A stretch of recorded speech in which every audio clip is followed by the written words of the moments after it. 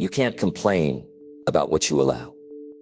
That single sentence has the power to shake your entire way of thinking. Most people blame others, blame circumstances, or even blame life itself. But very few stop to admit the truth. The reason problems keep repeating is because they keep allowing them. If you allow disrespect, it continues. If you allow excuses, they multiply. If you allow low standards, they shape your entire life. Ask yourself, how many times have you stayed silent when you should have spoken up?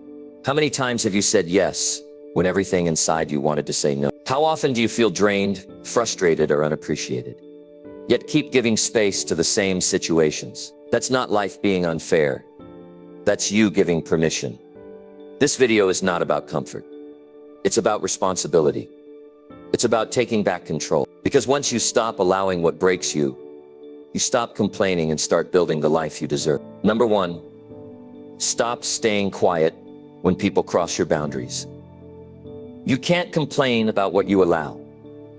That is the truth. And one of the most common areas where people allow far too much is when it comes to their own boundaries. Every human being has a line, a standard, a level of respect they expect. The problem is that many people stay quiet when that line is crossed.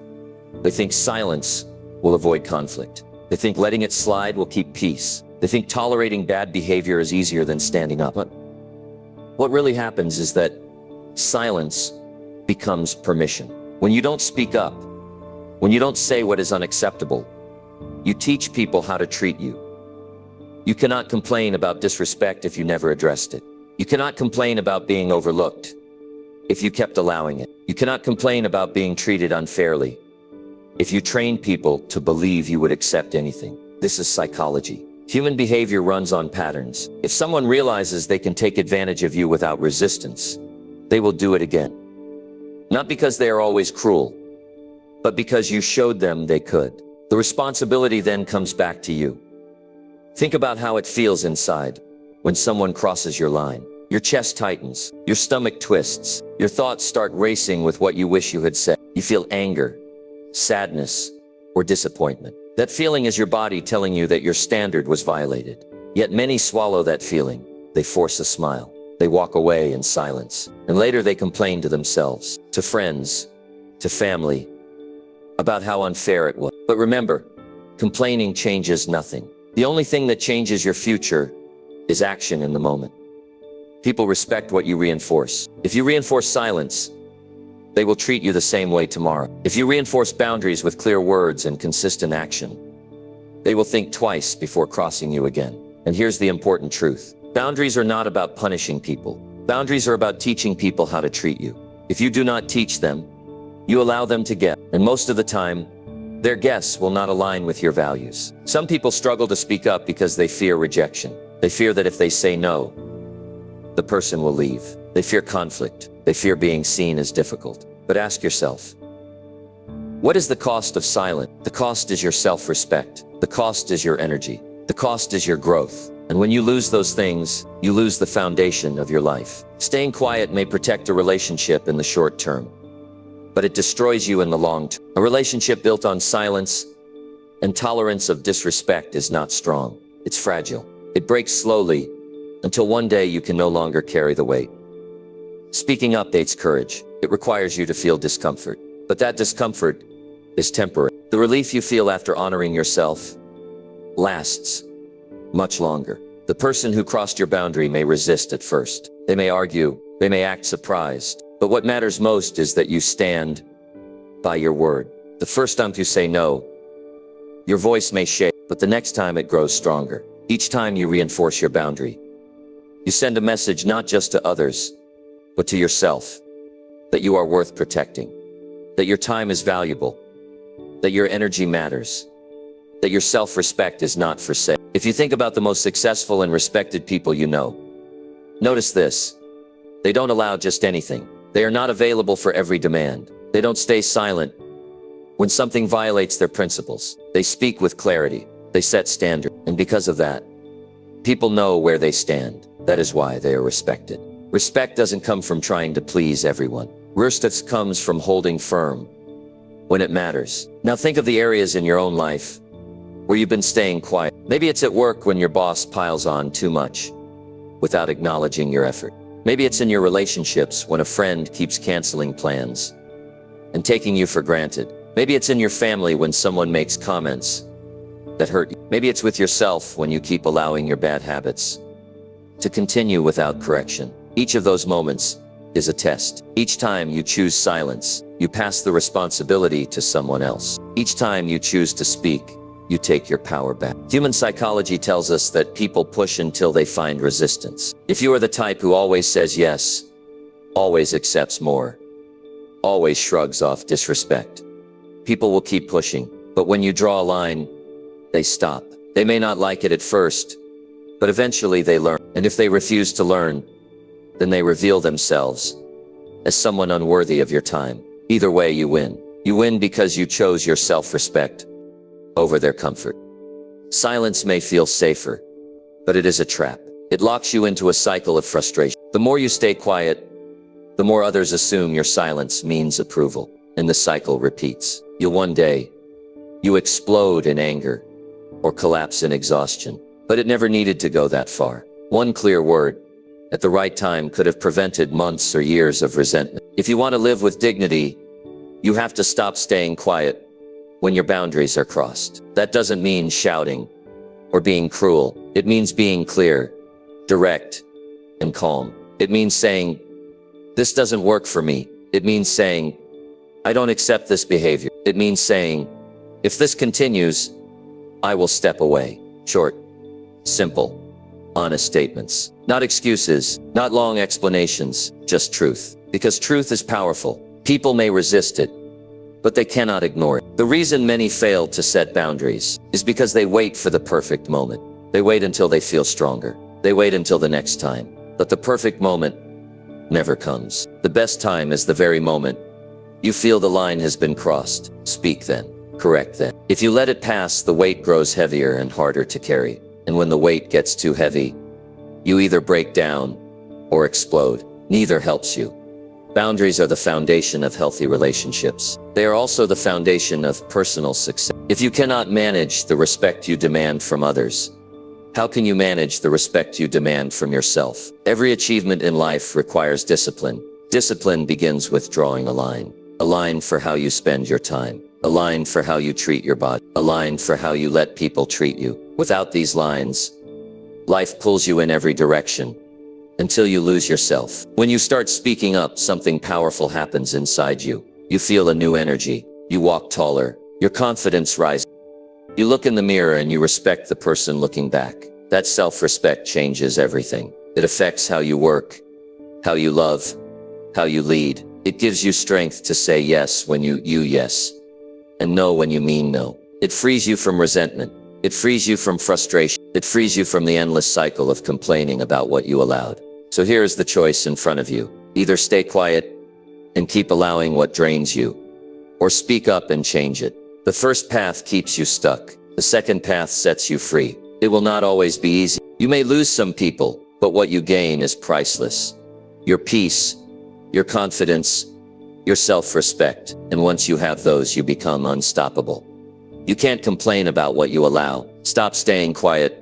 When people cross your boundaries, honor yourself with action, not silent. Protect your time, your energy, your values. Teach people how to treat you by showing them how you treat yourself. That is how you build a life worth living. That is how you earn respect. That is how you grow strong enough to handle anything life puts in front of you. And that strength begins the moment you stop allowing what is breaking you and start standing firm for who you are. Number 2, break the cycle of saying yes when you mean no.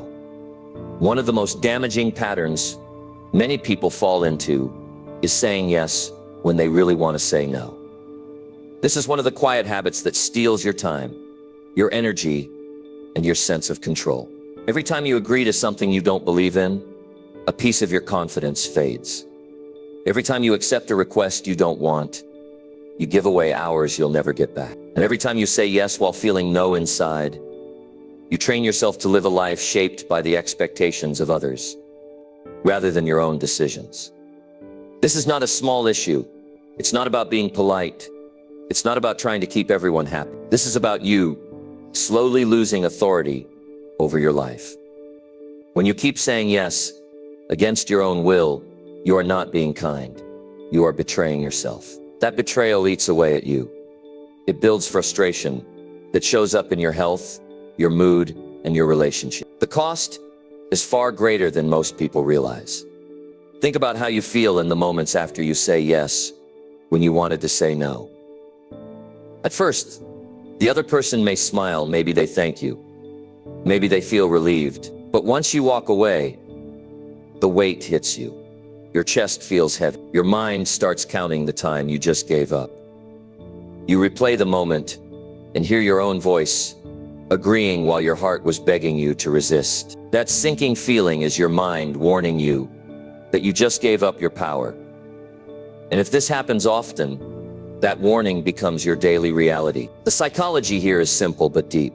People keep saying yes because they fear rejection. They fear conflict. They fear disappointing someone else. But ask yourself, who are you really disappointing? Every time you give a false yes, you disappoint yourself. And what's more important in the long run? Pleasing someone for a short moment, or building a life where you can look in the mirror and respect the person staring back at you? Most of us were trained from childhood to be agreeable. We were taught that saying yes keeps peace. Saying yes keeps people liking us. Saying yes makes us good. But there is a limit. If your whole life is built on yes, you stop having a life at all. You become a tool for other people's plans. You become a background character in your own story. That's not kindness. That's neglect of self. The world doesn't respect endless agreement. People might enjoy the convenience of your constant yes, but they don't respect it. Respect grows when you mean what you say. Respect grows when your words and your feelings match. If you say yes, people should know it's real. If you say no, people should know you mean it. That consistency is what makes you strong. Without it, you are always available, always bending, always exhausted. Breaking the cycle requires courage. And courage is not the absence of fear. It's acting while fear is present. The first time you say no, your voice might shake. The first time you turn someone down, they may look surprised or even upset. But those moments are necessary. Growth is uncomfortable, and this is one of the most uncomfortable, but most rewarding growths you will ever experience. The strength you gain by saying no builds a new version of you. One that no longer feels trapped under the weight of false agreement. You cannot keep sacrificing your own life just to avoid temporary discomfort. When you say yes against your will, you create long-term discomfort. That is far worse. You put yourself in situations you resent. You commit to tasks that drain you.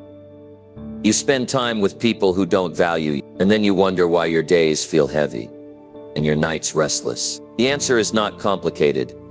You have been living under someone else's choices. Imagine how much lighter life becomes when your yes is honest and your no is clear. You wake up knowing that your day belongs to you, not to every demand thrown your way. You walk into conversations with confidence because you know you don't need to agree just to keep the peace. You look at your schedule and see things that actually matter to you, not a list of obligations that others pushed on you. That freedom is available, but only when you start practicing the power of no.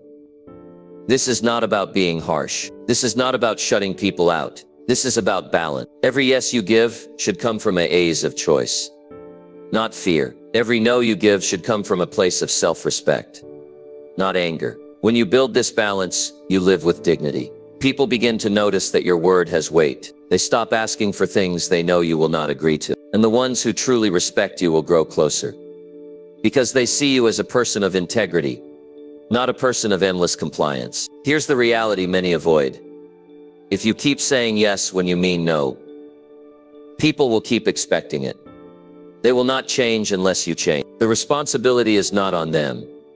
It is on you. You train people with your behavior. If you train them to expect your yes, they will never stop asking. If you yarn them to hear your no, they will adjust. That's how human psychology works. People push until they meet resistance. If there's no resistance, the pushing never ends. So how do you break the cycle? First, recognize the pattern. Notice every time you give a false yes, feel that discomfort. Don't ignore it. That discomfort is your mind telling you something is wrong. Second, Practice small no. You don't need to start with the biggest request. Start with something simple. Decline politely. Feel the discomfort. Let it pass. You'll realize that the world doesn't end when you say no. Third, stand firm. Don't explain too much. Don't apologize for protecting your time. Keep it simple. I can't do that. That doesn't work for me. I'm not available. Short, clear, final. When you practice these steps, something shifts inside you. You stop fearing conflict. You stop fearing disappointment. You stop living in the prison of other people's expectations. Instead, you start building your own life. You begin to respect your own choices. You see your energy return. You notice your confidence rise. And most importantly, you realize that people respect you more when you respect yourself. Think about the long-term picture. A life built on false yes is a life of exhaustion. A life built on true choices is a life of freedom. One path leaves you bitter, constantly complaining about the demands placed on you. The other path leaves you strong, standing tall in the life you created. Both paths are available. Which one you walk depends on your courage to break the cycle. Your future depends on the decisions you make right now. Every yes is a brick. Every no is also a brick. You are building something with each choice. The question is, are you building your own life, or are you building a structure designed by everyone else? If you don't decide, someone else will. And when they do, you lose the right to complain. You have the power to stop this cycle today, not tomorrow, not next week. The next time someone asks you to do something that doesn't feel right, pause. Don't rush. Ask yourself, do I really want this? Does this serve my growth? If the answer is no, then honor it, speak it, protect it, because your no is not a rejection of the person. It is an acceptance of yourself. And once you begin, everything changes. You realize you don't need to be available for every call. You don't need to attend every event. You don't need to agree to every request. Your time is precious. Your energy is limited. Your life is yours. Guard it with strength. Build it with courage. And remember this truth. You can't complain about what you allow. If you keep saying yes when you mean no, you will live a life you never wanted. But if you find the strength to honor your no, you will finally live the life you were meant to create. Number 3, refuse to stay in rooms that drain your worth.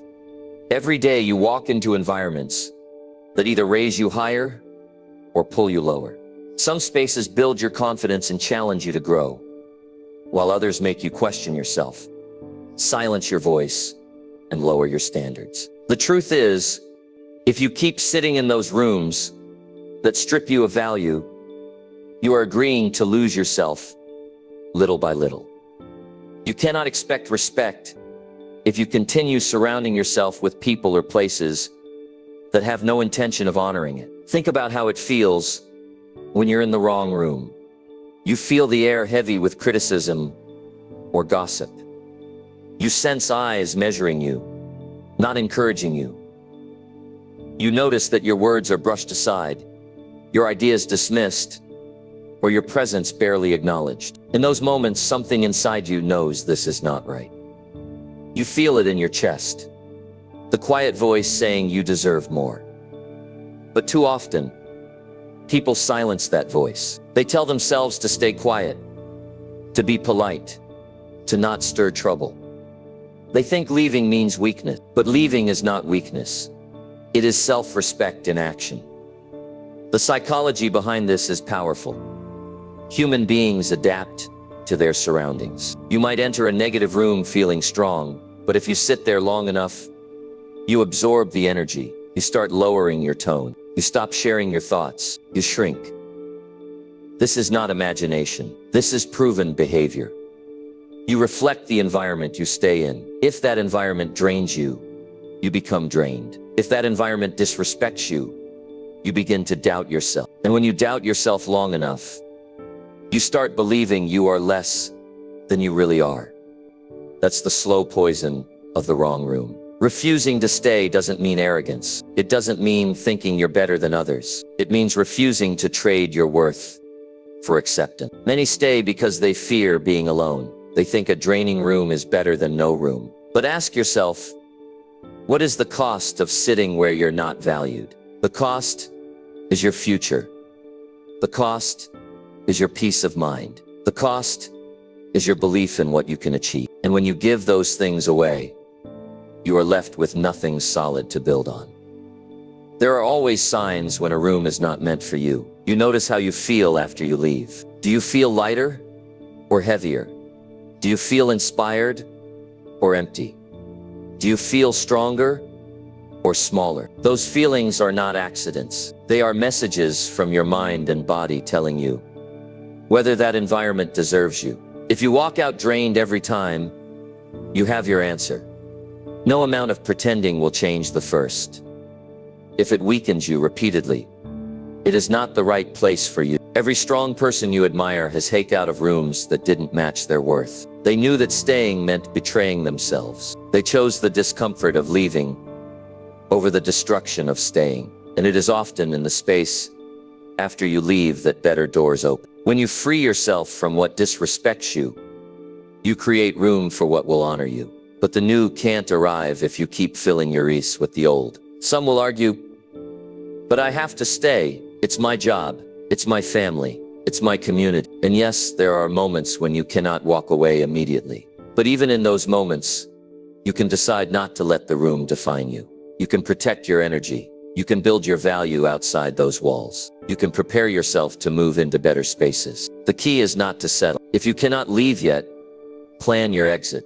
If you cannot walk away today, build the strength to walk away tomorrow. But never convince yourself that you belong in a place that makes you less. You cannot grow tall in soil that refuses to nourish you. Growth requires the right ground, the right light, the right care. In the same way, your confidence requires the right company.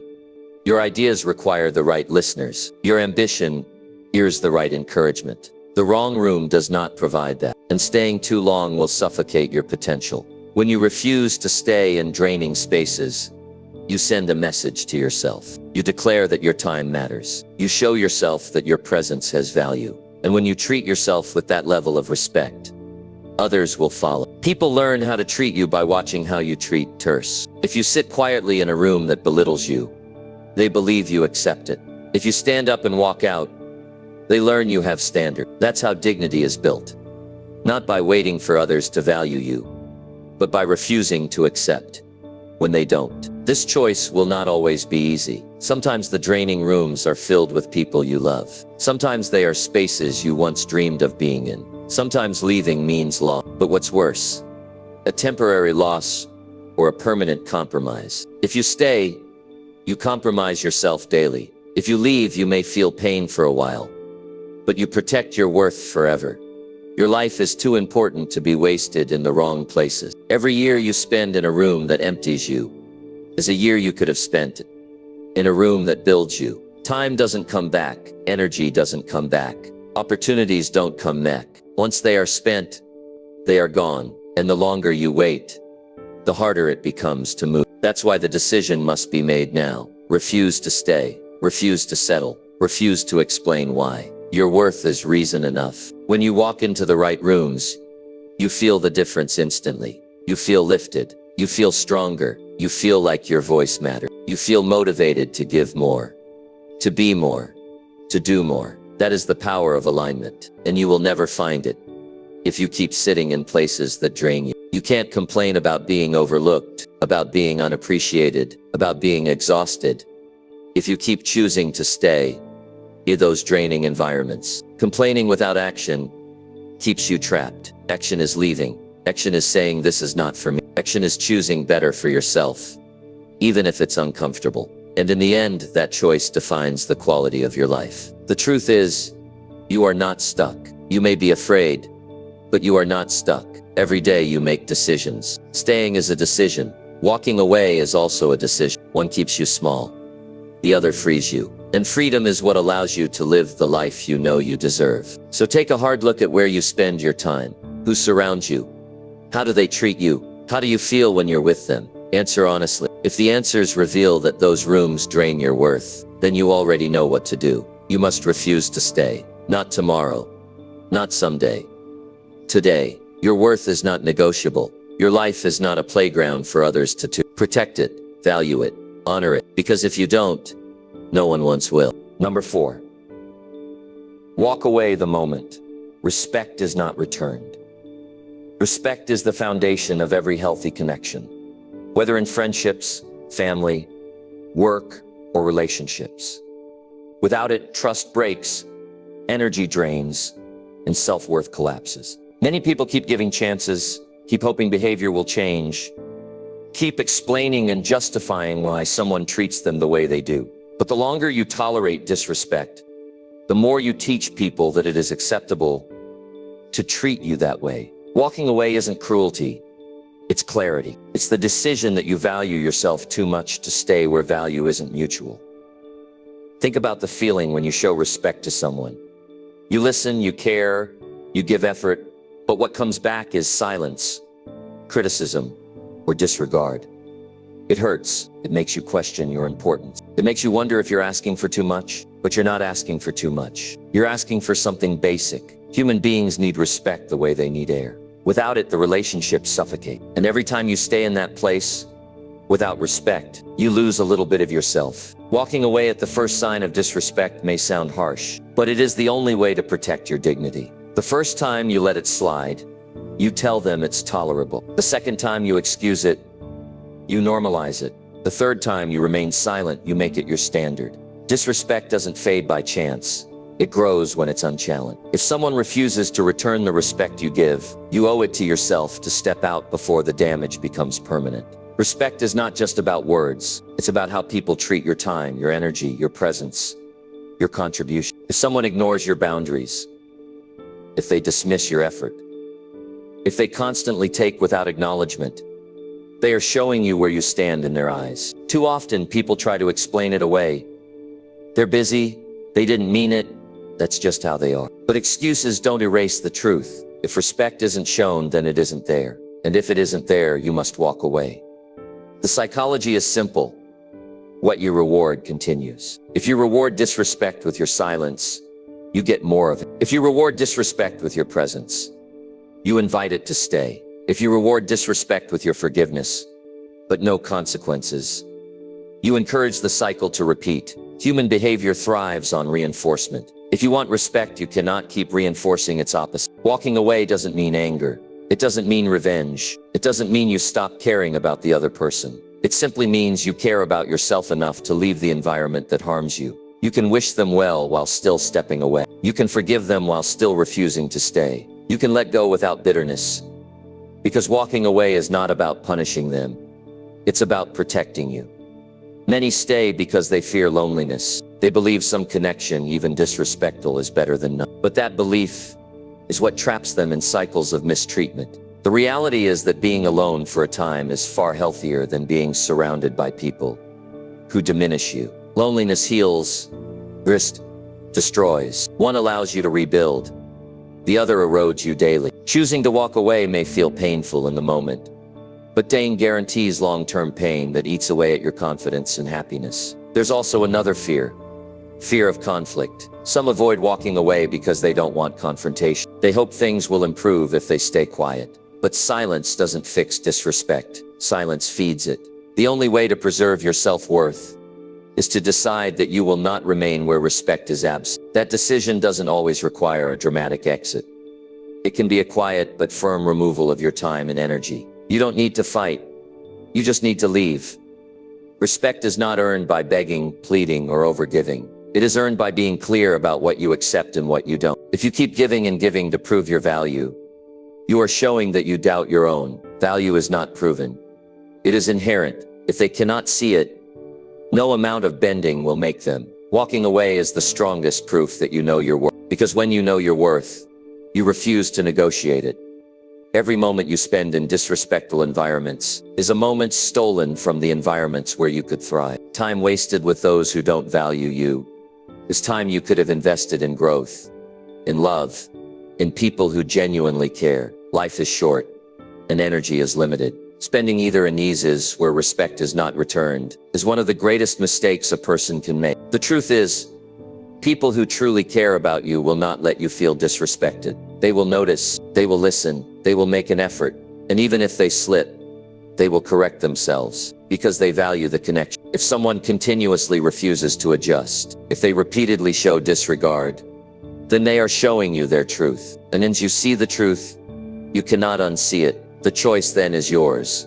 Stay and complain, or walk away and reclaim your power. When you decide to walk away, you may lose people, but you gain yourself. You gain your self-respect. You gain your peace. You gain the freedom to invest in relationships where respect is mutual, and that is worth more than any temporary comfort of staying. Walking away doesn't close your life. It opens it. It opens space for people who will value you, for opportunities that align with your worth, for a life where you no longer settle for less than what you deserve. You don't need to argue about it. You don't need to convince them. You don't need to prove anything. All you need to do is act. Action speaks louder than any explanation. When you remove yourself, you say everything that needs to be said. You show by leaving that you will not live under disrespect. That action, more than words, teaches others how to treat you in the future. Remember, you cannot complain about what you continue to accept. If you accept disrespect, you will live with it. If you tolerate disregard, you will receive more of it. Complaining doesn't change reality. Walking away does. The moment respect is not returned, you must decide whether you value yourself enough to leave. That decision is the turning point between a life where you are diminished and a life where you are empowered.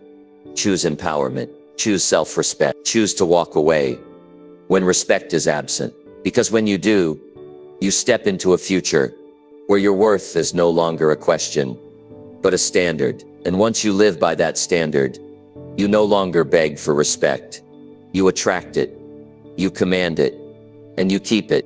Number 5, end the pattern of blaming life while avoiding responsibility. This pattern ruins potential, destroys progress, and keeps people trapped in the same cycle year after year. The truth is simple. As long as you blame outside forces, you give away your power to change. When you say, life is unfair, or nothing ever works out for me, or the world is against me, what you're really saying is that you're not in control. And once you surrender control, you stop taking action. Blaming feels easy because it shifts the weight off your shoulders. It allows you to point the finger outward instead of inward. But the relief is temporary, because deep down, you know the results of your life come from your choices. If you avoid that truth, the frustration never leaves. You can distract yourself with excuses, but excuses never produce result. Responsibility does. When you accept responsibility, something changes inside of you. You feel a shift from helplessness to authority. You realize that while you can't control everything, you can control your decisions, your effort, your discipline, your habit. And those are the real drivers of your future. People who blame life spend their energy on what they can't control. People who take responsibility spend their energy on what they can. That's why the results are so different. Think about how common it is to hear people say, I can't get ahead because of the economy, or I can't succeed because of where I grew up, or I can't be happy because of what happened in the past. Those statements may sound reasonable, but they are cages. They keep you locked inside a story where the ending is already written, and the tragedy is that those stories are lies. People from every background, every struggle, every setback have risen to build new lives. The difference was not luck, it was responsibility. They decided to own their choices instead of blaming their circumstances. The psychology here is clear. When the human mind believes it has no control, it shuts down. It stops trying. It becomes passive. That's why blame is so dangerous.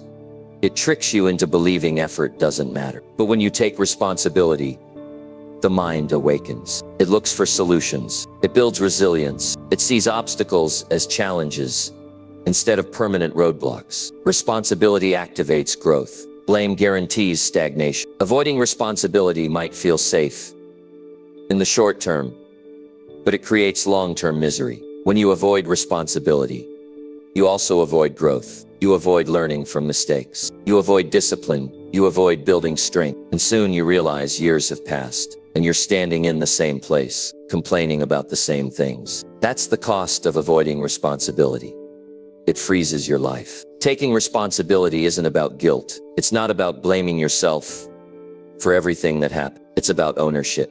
It's about saying, even if I didn't cause this, I will respond in a way that puts me back in control. You don't choose every event, but you choose how you handle it. And that choice makes all the difference. When you stop blaming life, you begin to see opportunities you never noticed before. You see that you can change your habits. You can learn new skills. You can surround yourself with better influences. You can change how you spend your time. These are all within your control, and they all shape your future. Once you embrace this truth, you no longer wait for life to hand you a break. You create one. Many people stay stuck because they secretly believe responsibility is too heavy. They think it means they must fix everything overnight. But responsibility is not about instant transformation. It's about small, consistent actions. It's about admitting where you've been avoiding the truth, then taking one step to correct it. It could be waking up earlier, saving a small amount of money, apologizing for a mistake, or saying no to a distraction. Each step builds momentum. Each choice proves to yourself that you are not powerless. Blame weakens self-respect. Responsibility strengthens it. Every time you make excuses, you know you're lying to yourself. That eats away at your confidence. But every time you take ownership, even of the smallest thing, you feel stronger. You build trust with yourself. And once you trust yourself, you can handle more. You can achieve more. And you can lead others. Life will always present challenges. There will always be setbacks, failures, and unfair situations. But blaming them will never improve them. Only responsibility changes them. If you lose your job, blaming the company won't get you a new one. Taking responsibility to sharpen your skills, network, and prepare will. If your health is failing, blaming genetics won't make you stronger. Taking responsibility to eat better, move your body, and care for yourself. If your relationships are broken, blaming others won't repair them. Taking responsibility for how you communicate, how you listen, and how you show up will. The pattern is clear. Blame changes nothing. Responsibility changes everything. You must ask yourself honestly, where in your life are you blaming? Where are you pointing fingers instead of making changes? Where are you waiting for someone else to fix what only you can fix? Answering those questions is uncomfortable, but that discomfort is the start of freedom. The moment you stop blaming is the moment you regain control. It's easy to join the crowd of complainers. It's easy to point to everything outside of yourself. But look at the results. The people who complain the loudest are rarely the people who grow. They stay in the same problems, telling the same stories, year after year. Do you want that to be your story? Or do you want to be the one who breaks the pattern and proves that change is possible? The choice is always yours. Walking the path of responsibility doesn't mean life will suddenly be easy. It means you will become strong enough to handle it. And that strength is what builds success, respect, and fulfillment. When you embrace responsibility, you stop being a victim of life and start being the author of it. And once you take the pen back, you realize you never needed to blame life. You only needed to own your choices. You cannot complain about what you continue to allow. If you allow blame to run your life will remain the same. If you allow responsibility to guide your choices, your life will transform. The pattern of blaming life must end, because it is the biggest thief of potential. The moment you decide to replace blame with responsibility is the moment you set yourself free. Number 6, hold yourself responsible for every standard you keep accepting. Life doesn't hand you what you deserve, it hands you what you demand through the level of standard you hold for yourself. Every result you live with right now is tied to what you've allowed, tolerated, and agreed to. If you accept weak effort from yourself, that becomes your standard. If you accept mistreatment from others, that becomes your standard. If you accept mediocrity in your work, that becomes your standard. And the problem is not the world, it's the agreement you made with yourself to keep living at that level. Standards are not abstract. They are not vague ideals. They are practical, everyday lines you draw in your life. They show up in how early you wake up, and how disciplined you are with your time, and how you take care of your body, and how you treat people, and how you demand to be treated. Every time you make a choice, you reinforce a standard. If you choose to skip the work, you reinforce laziness. If you choose to accept excuses, you reinforce weakness. If you choose to stay silent when disrespected, you reinforce low value. The pattern is unavoidable. Whatever you accept becomes the rule of your life. The human mind adjusts to pattern. If your standard is low, your brain doesn't fight it after a while. It adapts, and soon it feels normal. That's why people get stuck. They convince themselves, this is just the way it is. But the truth is, it's the way it is, because that's the level they accept. Change never starts outside. It begins with demanding more of yourself. Until you raise that bar, nothing around you will rise. When you look at people who achieve more, the difference isn't always talent, resources, or connections. The real difference is standard. They refuse to accept less from themselves. They demand excellence even when no one is watching. They don't settle for average effort. And because of that, they live uncommon lives. Responsibility is not just about owning your mistakes. It's about owning your stand. It's asking yourself, why am I accepting this level when I know I'm capable of more? Think about the frustration people feel when they complain about their job, their relationships, their finances, or their health. In every case, the root problem is not fate.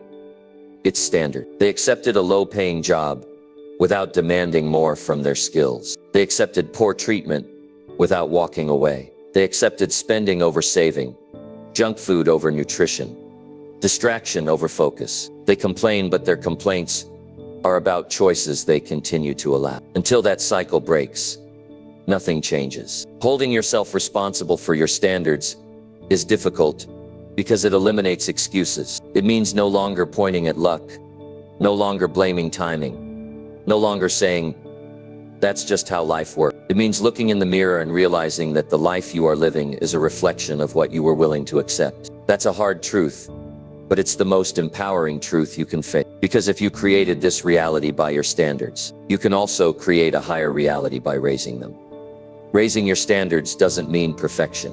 It doesn't mean unrealistic pressure. It means to tolerate what keeps you small. It means setting clear rules for yourself about what is acceptable and what is not. For example, you might set a standard that you won't speak negatively about yourself anymore. You might set a standard that you will not surround yourself with people who disrespect your goal. You might set a standard that you will not let a day pass without progress on something meaningful. These are not complicated steps. They are decisions that reshape the course of your life. The power of standards is that they shape identity. When you set a new standard, you tell yourself who you are. If your standard is to never miss a workout, you are telling yourself you are disciplined. If your standard is to always speak the truth, you are telling yourself you are honest. If your standard is to save a portion of your income, you are telling yourself you are responsible. Identity builds from the standards you consistently enforce. And once identity is formed, behavior follows automatically. Responsibility for your standards also means calling yourself out when you slip. It's not about guilt, but about correction. Too many people justify their weak moments instead of correcting them. They say, it's fine, everyone does it. But every time you excuse a broken standard, you lower your bar. You must treat your standards as non-negotiable. If you break them, admit it, correct it, and get back on track immediately. That habit builds strength. It shows you that you are serious about your life, not just casual with it. The reason most people avoid raising standards is because it forces change, and change is uncomfortable. It means letting go of habits that felt easy. It means losing people who can't rise with you. It means stepping into responsibility where you used to lean on excuses. But what's the alternative? Staying in the same place, year, with the same complaints and the same disappointments. That's not living. That's wasting. Your future is written by the standards you accept today. If you accept being average, you will live an average life. If you accept being weak, you will live a weak life. If you accept being disrespected, you will live a disrespected life. But if you demand more, if you refuse to settle, if you hold yourself responsible for the life you are building, you unlock potential you never thought possible. Responsibility is the key. Standards are the blueprint. You must ask yourself, what am I allowing that I should no longer accept? Where have I lowered my bar to fit in, to feel safe, or to avoid effort? Where am I living my true ability? The answers to these questions are uncomfortable, but they hold the key to your growth. Because once you see the truth, You can no longer pretend. You either choose to raise your standards, or you choose to keep living below them. When you hold yourself responsible for your standards, you stop negotiating with weakness. You stop giving yourself passes. You stop making deals with procrastination. You start honoring yourself the way you want others to honor you. And the reward is priceless. You gain self-respect, confidence, and direction. You no longer wait for life to hand you better circumstances. You create them by demanding more from yourself. You cannot complain about what you continue to accept. Complaints without action are wasted breath. Action comes when you raise your standards and hold yourself accountable to them. That's the shift that takes you from frustration to freedom. That's the moment you stop being controlled by excuses and start being guided by responsibility. And that's the path to building a life that reflects your true worth. Number 7, change the people you allow around your daily choices. Every decision you make, every habit you repeat, and every standard you hold is influenced by the company you keep. Human behavior is contagious. The moods, values, and actions of those close to you spread quietly into your own life. If you surround yourself with those who waste time, you will find yourself wasting time. If you surround yourself with people who think small, you will find your dreams shrinking. If you allow negative voices to dominate your days, you will find your confidence fading. The power of influence is real, and ignoring it comes with a cost. Think about your daily choices, what you eat, how you spend your time, the conversations you have, the risks you take, the energy you carry into the world. How many of those choices are truly yours? And how many are shaped by the people next to you? Most don't realize how much they are influenced until years pass and they wonder why they never reached their goal. The answer is often simple. They were trying to grow in soil that couldn't support growth. They let their environment drag them instead of choosing an environment that pushed them. The psychology behind this is clear. People are wired to seek belonging. That belonging often means we match the behavior of those around us, even when we don't realize it. If everyone in your circle skips discipline, your discipline will feel strange. If everyone in your circle spends carelessly, saving money will feel unnatural. If everyone in your circle avoids growth, your ambition will feel like a threat to them. Over time, the pressure to fit in outweighs the desire to rise higher. Unless you make a deliberate choice to change who surrounds you. Allowing the wrong people near your choices is dangerous. Because they normalize weakness, they make procrastination look acceptable. They make excuses look reasonable. They make bad habits feel ordinary. And soon, what should be unacceptable becomes your standard. That's why you can't just rely on willpower. No matter how strong you think you are, the influence of your circle is stronger. You must shape it with intention.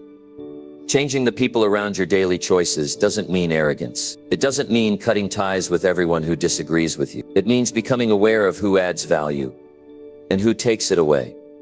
It means asking hard questions. Who challenges me to be better? Who supports my goals? Who celebrates my growth instead of resenting it? Who drains my energy with constant negativity? Who encourages me to settle when I should be pushing forward? Those answers reveal the truth about your circle.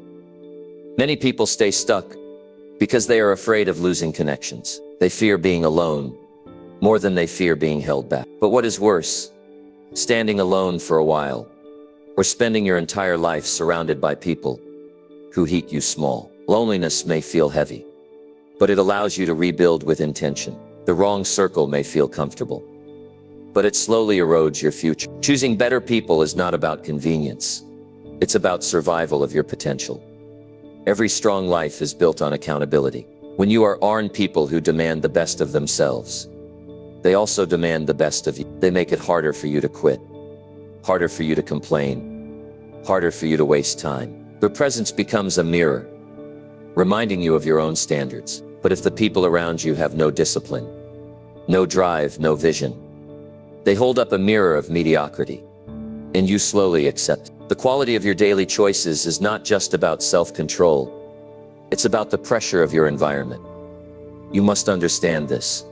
The wrong people will never push you toward the right life. If they don't value growth, they won't encourage your. If they don't chase excellence, They won't respect your effort.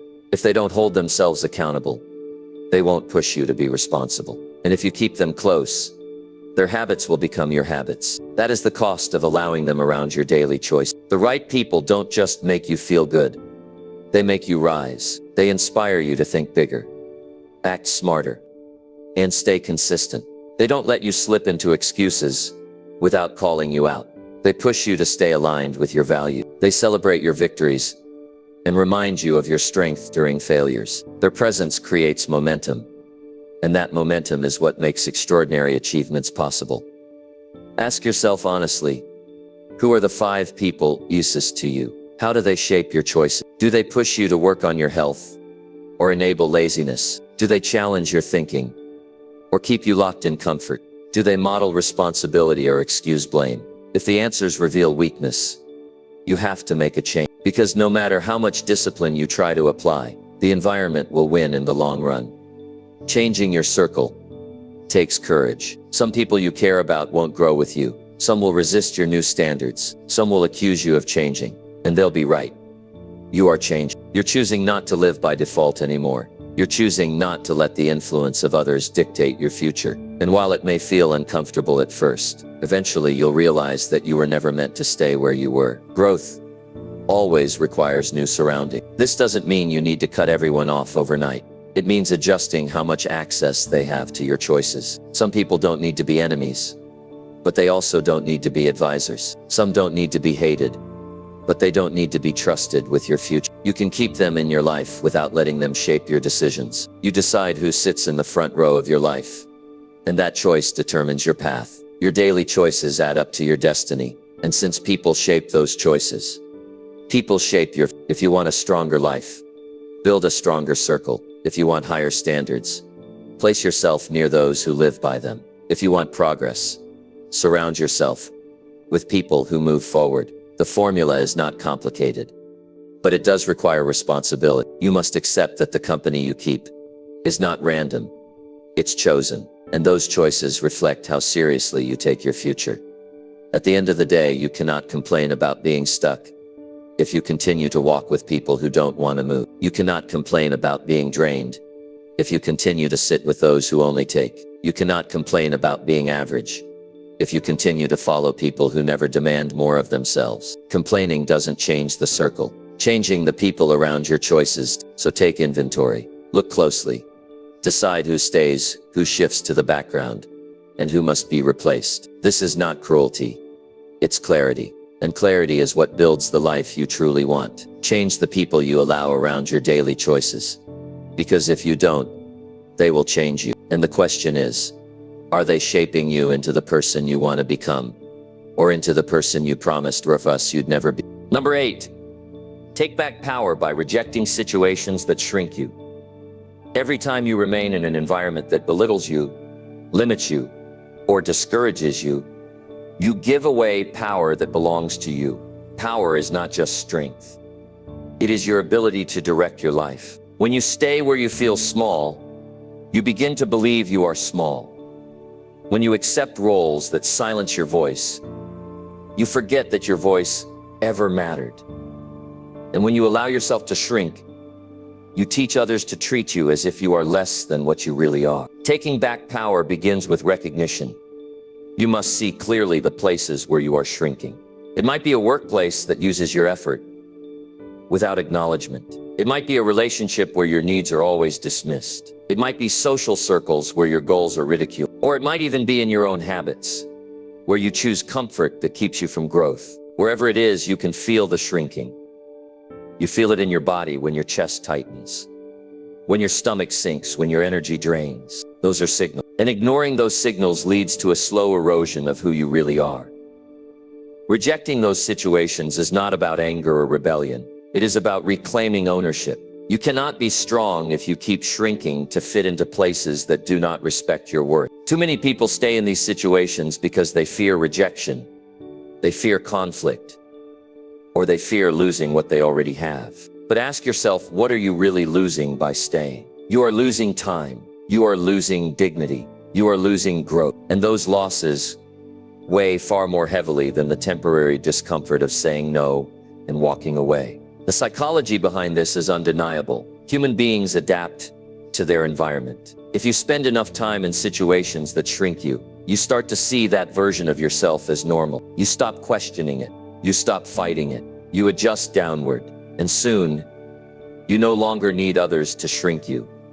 You do it to yourself. That is why rejecting those situations is urgent. The longer you remain, the more damage is done to your sense of identity. Taking back power means being decisive. You cannot wait for the situation to change itself. You cannot wait for people who drain you to suddenly start building you up. You cannot wait for respect from places that never offered it in the first place. Waiting is how people waste years of their lives. The truth is, those situations will not adjust for you. You must adjust for yourself. And that adjustment begins with rejection. You must be willing to say, this does not work for me. This is not where I belong. This will not define me. It's not selfish to walk away from what shrinks you. It's self-preservation. You owe yourself the chance to live at your full size, not a reduced version. By environments that don't value you, people often confuse humility with shrinking. But true humility is not about making yourself less. It's about respecting others while respecting yourself. Shrinking, on the other hand, is dishonesty. It is pretending to be smaller than you are so others feel more comfortable. And dishonesty in any form eats away at your strength. Rejecting situations that shrink you also means being willing to stand alone for a season. Not every exit leads immediately to a new entry. Sometimes you will find yourself in an empty space after you leave, and that emptiness will feel uncomfortable. But that empty space is healthier than a toxic one. In that space, you can rebuild. You can recover your confidence. You can prepare yourself for environments that match your worth. Growth requires that temporary solitude. And if you cannot tolerate being alone for a while, you will keep running back to situations that destroy you. Think about what it feels like when you step into the right environment after leaving the wrong one. Suddenly your ideas are heard. Suddenly your presence is valued. Suddenly your effort is recognized. Suddenly your growth is encouraged. And you realize that you were never the problem. The situation was. The difference in how you feel is not an illusion. It is the natural result of being in a place that allows you to expand instead of contract. But you will never find those places if you keep holding on to the ones that shrink you. You must also hold yourself accountable for the choices you make. Every time you accept a shrinking situation, you are making a decision. It might feel like you're trapped, but the truth is, you are choosing. And until you acknowledge that, you cannot change it. Responsibility is the first step to power. If you put the blame entirely on others, you remain powerless. If you admit that you accepted it, you now hold the authority to reject it. That shift in mindset is what allows you to take back control of your life. Many people stay in shrinking situations because they confuse loyalty with sacrifice. They believe they must remain loyal to jobs, to people, to routines, even when those things no longer serve their well-being. But loyalty to what destroys you is not loyalty. It is surrender. True loyalty is honoring your values and protecting your future. Anything else is simply fear, dressed up as virtue. You must learn to separate the two. When you reject what shrinks you, you send a clear message to yourself. I deserve more. That message builds confidence, and confidence builds momentum. The next time you face a similar situation, you will reject it faster, with less hesitation. Soon, it becomes your natural response. Instead of shrinking, you expand. Instead of complaining, you take action. Instead of doubting your worth, you reinforce it with choices that prove it. Your power does not return in one dramatic moment. It returns piece by piece, every time you choose not to accept less than you deserve. It returns when you say no to environments that drain you. It returns when you speak up instead of staying silent. It returns when you walk away from relationships that no longer respect you. And eventually, it builds into a foundation of strength that cannot be shaken. At the end of the day, you cannot complain about feeling small if you continue to sit in situations that shrink you. Complaints don't free you. Rejection does. Rejection of the roles, the habits, the people and the places that keep you less than who you are capable of being. That choice is not easy, but it is necessary. And once you make it, You realize that your power was never gone, it was simply waiting for you to claim it back. So, take a close look at your life. Notice where you are being diminished. Notice where you feel silenced, overlooked, or undervalued, and then make the choice to reject it.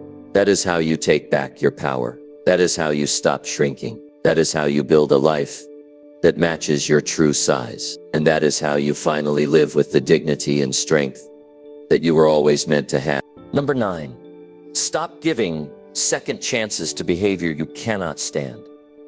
Every time you forgive an action that cuts against your values without consequence, you are training the person that it is acceptable to repeat it. The first time someone disrespects you, it may be a mistake, but when it happens again, it's a pattern. And if you allow that pattern to continue, you become a participant in your own mistreatment. Responsibility begins when you stop letting unacceptable behavior pass unchecked. People repeat what you tolerate. That is human psychology. If they know you will look the other way, they will keep doing it. If they know you will always forgive without change, they will not see a reason to improve. And while you may think giving endless chances is kindness, in reality it is weakness disguised as compassion. True kindness involves honesty. It involves holding others accountable for how their actions affect you. And when you fail to do that, you are not being kind to yourself. Consider how it feels when you accept behavior you hate. You feel the tightness in your chest. You feel the voice in your head saying, "This isn't right." You feel the weight of resentment building. But instead of acting, you stay quiet, hoping the person will notice on their own and change. That hope almost never comes true. People don't adjust when their behavior costs them nothing. They adjust when they realize you will no longer accept it. Giving repeated chances sends the message that your boundaries are flexible. It tells people that they can test your limits and still keep their place in your life.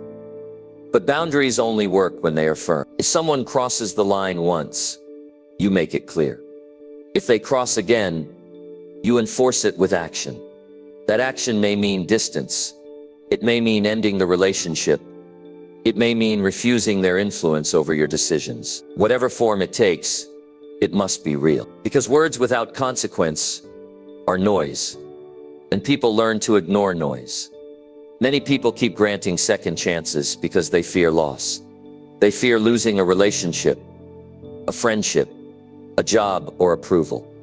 But what they don't realize is that holding on in this way makes them lose themselves. What is the use of keeping someone close if their presence damages your self-respect? What is the point of maintaining peace if it requires you to live in frustration? Peace that costs your dignity is not peace. It is submission. Another reason people give endless chances is guilt. They convince themselves that everyone makes mistakes, that forgiveness is noble, that patience is a virtue. And while that is true in some contexts, there is a difference between forgiveness and tolerance. Forgiveness allows you to let go of anger, but it does not require you to accept repeated harm. You can forgive someone and still refuse to keep them close. You can release bitterness without keeping the door open for more anger. That balance is what many people fail to practice. The longer you give second chances to behavior you can't stand, the more your standards erode. You begin to doubt your right to demand better. You start thinking maybe this is normal. You tell yourself maybe you're expecting too much. That erosion is dangerous, because once you start lowering your standards, you invite even worse treatment. Your life reflects the level of behavior you allow. If you don't enforce limits, others will set them for you, and they will not set them in your favor. Stopping this cycle requires courage, but it also requires clarity. You must define for yourself what behavior you cannot stand. Be specific. Don't leave it vague, because vagueness invites confusion. Know exactly what crosses the line for you. Whether it is disrespect, dishonesty, laziness, manipulation, or neglect. Once you define it, you no longer need to argue with yourself in the moment. The decision is already made. When that behavior shows up, you know what action to take, and that action must be immediate. The longer you delay, the more difficult it becomes to enforce. If you allow it today, it becomes harder to deny tomorrow. Action in the moment is what sets the tone. You don't need to be cruel or dramatic. You simply need to be clear and consistent. This is not acceptable. This will not continue. Then you follow with action that shows you mean it. Over time, people learn that your boundaries are real, not suggestions. The reward for refusing to give endless chances is freedom. You free yourself from resentment. You free yourself from cycles of disappointment. You free yourself from relationships that drain your worth. And in that freedom, you create space for people and environments that truly respect you. It may hurt to let go at first, but the pain is temporary. What is permanent is the peace that comes from living with standards you can trust. The truth is, you are responsible for teaching people how to treat you. Every allowance becomes a lesson. If you up behavior you cannot stand, you teach them that your discomfort is a price you are willing to pay. If you refuse it, you teach them that your worth is not negotiable. Which lesson do you want to leave? Which version of yourself do you want to reinforce? The one who accepts anything, or the one who demands respect? Complaining about repeated behavior without action is pointless. How many times have you said, "They always do this," yet allowed it to continue? How many times have you felt angry but remained silent? How many times have you promised yourself you wouldn't tolerate it again, only to back down? Every one of those moments is a choice. And until you change the choice, the cycle repeats. Decide today that you will stop giving second chances to behavior you cannot stand. Not because you are unforgiving, but because you respect yourself enough to live without it. Your life is too valuable to be drained by repeated patterns of disrespect or neglect. Protect it, guard it, raise the standard. And once you do, you will find that the people who remain in your life are those who truly value you. That is the life you deserve. And it begins the moment you stop tolerating what. Number 10, protect your growth by not allowing repeated self-sabotage. Nothing destroys progress faster than self-sabotage that repeats over and over again. You make a little progress, you build momentum, and then you pull yourself backward with the same destructive habits. That cycle kills dreams, not because you lack potential, but because you failed to protect the growth you were building. Self-sabotage is when you undermine yourself, skipping the very habits that keep you strong, breaking promises you made to yourself, giving in to short-term comfort when long-term growth requires discomfort. And if you keep allowing that behavior, your life becomes a revolving door of starting and stopping with no real progress. Every time you sabotage yourself, you feel the frustration. You set a goal to wake up early, but you stay in bed. You promise yourself you'll eat better, but you reach for junk food. You say you'll save money, but you spend it carelessly. You commit to discipline, then give in to distraction. These are not accidents. These are repeated choices. And those choices don't just slow you down. They tell your mind that you can't be trusted. That lack of trust is what weakens confidence. Because if you don't trust yourself to keep your own word, how can you expect to believe in your ability to achieve bigger goals? Self-sabotage thrives on excuses. You tell yourself just this once: I'll get serious tomorrow. I deserve a break. Or it's not a big deal. But those small allowances add up. Growth is not built by rare moments of inspiration. It's built by consistent standards. And when you keep breaking those standards, you're not just losing one day. You're breaking the chain of momentum that makes success possible. Momentum is fragile. Once broken, it takes more effort to rebuild than it would have taken to protect. That is why repeated self-sabotage is so damaging. Protecting your growth means you must confront yourself with honesty. You must stop pretending that your failures are caused only by external factors. Many people blame their environment, their schedule, or their circumstances. But in reality, the biggest enemy is often with. It's the choices you keep making against your own best interest. And until you admit that, you will remain stuck. Responsibility may sting, but it is the only path to freedom.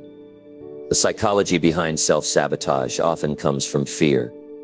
Fear of failure, fear of success, fear of judgment. Sometimes people sabotage themselves because achieving more would demand change, and change feels uncomfortable. Sometimes they fear that if they actually succeed, more will be expected of them. So they keep failing on purpose to avoid pressure. These fears are not always conscious, but they guide behavior quietly. The key is to expose them. Once you see them clearly, you can choose differently. But if you refuse to face them, you'll keep repeating the same destructive cycles. Growth requires protection. Think of it like this. When you plant a seed, you don't leave it unguarded. You water it, you keep pests away, you make sure it has sunlight, you protect it so it can grow strong. Your habits and choices are no different. If you leave your progress unprotected, your weaker impulses, you'll destroy it. Protecting your growth means setting rules that cannot be broken. It means saying no to the patterns that once robbed you of progress. It means treating your life seriously enough that you stop negotiating with self-destruction. You must recognize the difference between rest and sabotage. Rest is intentional. It's when you pause to recharge, then return stronger. Sabotage is avoidance. It's when you abandon discipline because you don't want to face discomfort. Many confuse the two, and that confusion keeps them stuck. Protecting your growth means being clear with yourself about which one you're practicing. Are you resting with purpose, or are you sabotaging with excuses? That level of honesty is non-negotiable. Breaking the cycle of self-sabotage requires discipline, but discipline doesn't come from force alone. It comes from clarity. You must know why your growth matters. If your goals are vague, you'll sabotage them easily. But if your vision is sharp, you'll defend. When you know exactly what's at stake, your health, your freedom, your future, you won't casually trade it for short-term comfort. You'll recognize that every time you sabotage yourself, you're stealing from your own future. And when that reality sinks in, you will protect your growth like your life depends on it. Because it does. Accountability is another weapon. Weapon sabotage. When you hold yourself accountable, you don't just rely on feelings. Feelings are unreliable. They change day to day. Accountability is what keeps you consistent. When feelings disappear, write your commitments down. Track your progress. Share your goals with someone you respect. Build systems that expose you when you slip. Sabotage thrives in secrecy. Accountability kills it with visibility. Protecting your growth also requires a higher standard of self-respect. Every time you break your own word, you weaken the respect you have for yourself. Every time you protect your growth with action, you strengthen it. Respect is built through consistency, not speech. You don't need to keep telling yourself you'll change. You need to show yourself with actions repeated daily. That self-respect becomes the shield that blocks sabotage. Many people live in a cycle of building and breaking. They take one step forward and two steps back. They work hard for a season, then abandon the progress. Years later, they wonder why they're in the same place. The reason is simple. They never learned to protect what they built. They thought growth was automatic, when in reality, growth is fragile. If you don't defend it, it disappears. Protecting your growth means recognizing that your discipline today safeguards your future tomorrow. So how do you stop allowing self-sabotage? First, identify your patterns. Notice the specific behaviors you keep repeating that hurt your growth. Second, remove the trigger. If distraction pulls you in, cut it off at the source. If negative environments encourage weakness, leave them behind. Third, replace sabotage with constructive habits. Don't just stop.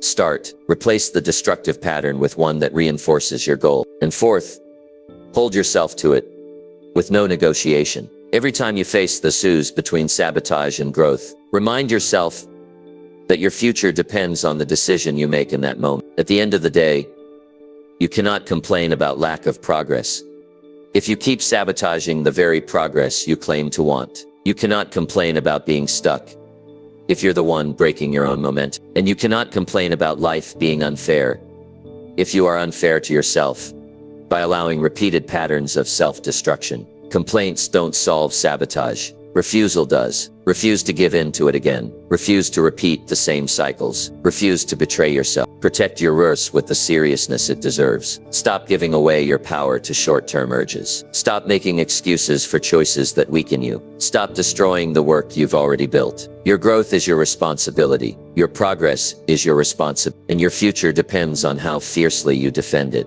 Stand firm. Draw the line. End the sabotage. Because the life you want will never survive repeated destruction, but it will thrive the moment you take responsibility and protect it with everything you've got. So here's the bottom line.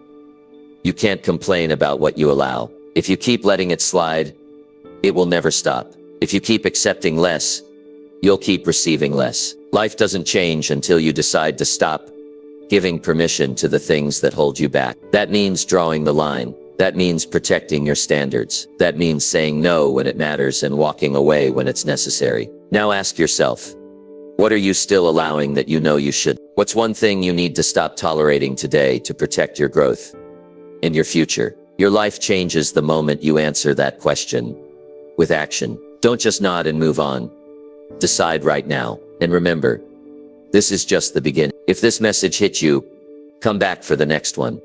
Because together we'll keep building the discipline, the courage, and the mindset you need to create the life you deserve.